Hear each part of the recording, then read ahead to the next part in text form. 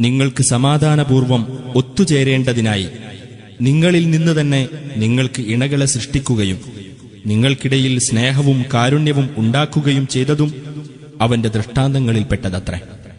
തീർച്ചയായും അതിൽ ചിന്തിക്കുന്ന ജനങ്ങൾക്ക് ദൃഷ്ടാന്തങ്ങളുണ്ട്.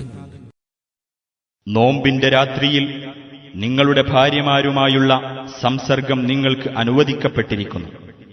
അവർ നിങ്ങൾക്കൊരു വസ്ത്രമാകും, നിങ്ങൾ അവർക്കും ഒരു വസ്ത്രമാകും. ഭാര്യാസമ്പർക്കം നിഷിദ്ധമായി കരുതിക്കൊണ്ട് നിങ്ങൾ ആത്മവഞ്ചനയിൽ അകപ്പെടുകയായിരുന്നുവെന്ന് അള്ളാഹു അറിഞ്ഞിരിക്കുന്നു. എന്നാൽ അള്ളാഹു നിങ്ങളുടെ പശ്ചാത്താപം സ്വീകരിക്കുകയും പൊറുക്കുകയും ചെയ്തിരിക്കുന്നു.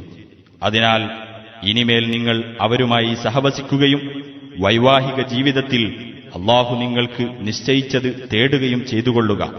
നിങ്ങൾ തിന്നുകയും കുടിക്കുകയും ചെയ്തുകൊള്ളുക.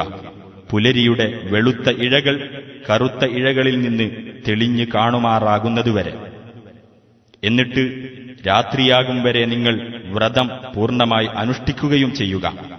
എന്നാൽ നിങ്ങൾ പള്ളികളിൽ ഇഅ്തികാഫ് അഥവാ ഭജനമിരിക്കുമ്പോൾ ഭാര്യമാരുമായി സഹവസിക്കരുത്. അള്ളാഹുവിന്റെ അതിർവരമ്പുകളാകുന്നു അവയൊക്കെ. നിങ്ങൾ അവയെ അതിലംഘിക്കുവാനടുക്കരുത്. ജനങ്ങൾ ദോഷബാധയെ സൂക്ഷിക്കുവാനായി അള്ളാഹു അപ്രകാരം അവന്റെ ദൃഷ്ടാന്തങ്ങൾ അവർക്ക് വ്യക്തമാക്കി കൊടുക്കുന്നു.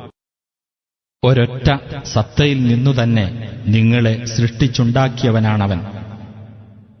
അതിൽ നിന്ന് തന്നെ അതിന്റെ ഇണയെയും അവനുണ്ടാക്കി. അവളോടൊത്ത് അവൻ സമാധാനമടയുവാൻ വേണ്ടി. അങ്ങനെ അവൻ അവളെ പ്രാപിച്ചപ്പോൾ അവൾ ലഘുവായ ഒരു ഗർഭഭാരം വഹിച്ചു.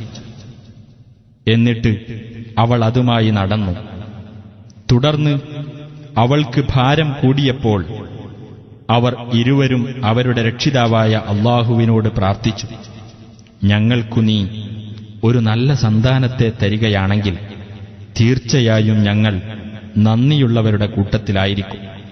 മനുഷ്യരെ, നിങ്ങളെ ഒരേ ആത്മാവിൽ നിന്ന് സൃഷ്ടിക്കുകയും അതിൽ നിന്നു തന്നെ അതിന്റെ ഇണയെയും സൃഷ്ടിക്കുകയും അവർ ഇരുവരിൽ നിന്നുമായി ധാരാളം പുരുഷന്മാരെയും സ്ത്രീകളെയും വ്യാപിപ്പിക്കുകയും ചെയ്തവനായ നിങ്ങളുടെ രക്ഷിതാവിനെ നിങ്ങൾ സൂക്ഷിക്കുവിൻ.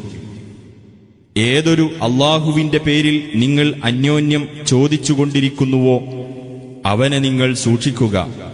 കുടുംബബന്ധങ്ങളെയും നിങ്ങൾ സൂക്ഷിക്കുക. തീർച്ചയായും അള്ളാഹു നിങ്ങളെ